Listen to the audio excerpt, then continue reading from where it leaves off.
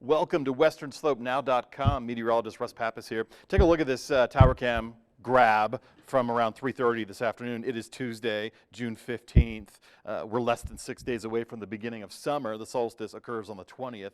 Some mountain clouds, and there's also some thin haze from smoke, wildfire smoke from Utah, portions of Arizona as well.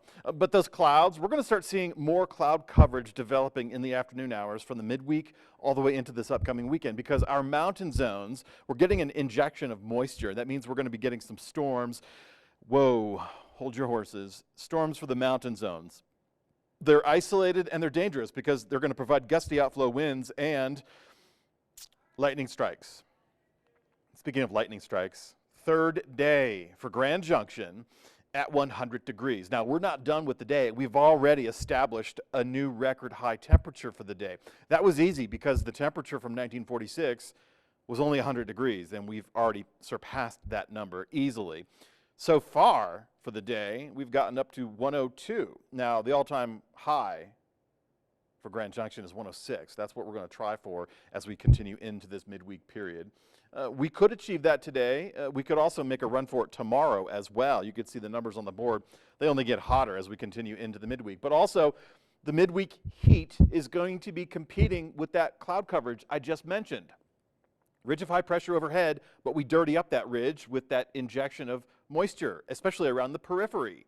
Now, in the meantime, the entire week itself, all the way through midnight into Saturday morning, excessive heat warning. That's for the Grand Valley and the Paradox Valley. So that includes portions of Nucla and Natarita. Hot temperatures, folks. Hot temperatures. Try to avoid the heat of the day. Try to take regular breaks from strenuous activity, whether it's recreation or work. If you're outside, you need to seek some shade. You need to hydrate as well.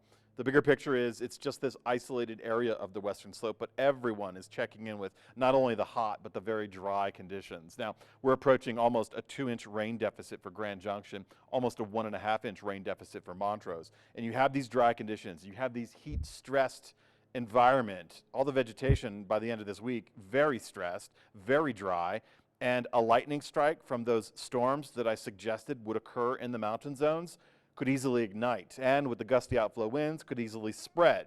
So the natural wildfire igniters will be in place later this week. Don't be the human element.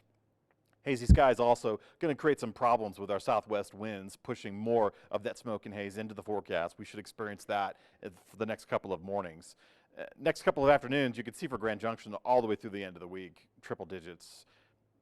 We're going to be recording at least a week's worth of 100-degree readings. I think last summer we got up to about 24. Not consecutive, but about 24. I think the consecutive record might be 11, but I'm going to look into all that.